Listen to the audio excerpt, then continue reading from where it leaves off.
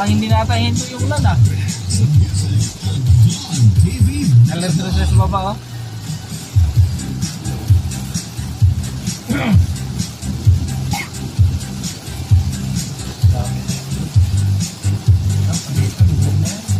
Ha? Cavite, lubog na yan. Oo. Baba yung Cavite. Kasi nagtaasa na yan. Ang kawawa ngayon, nabutas, malabon. Malabon talaga. Kaya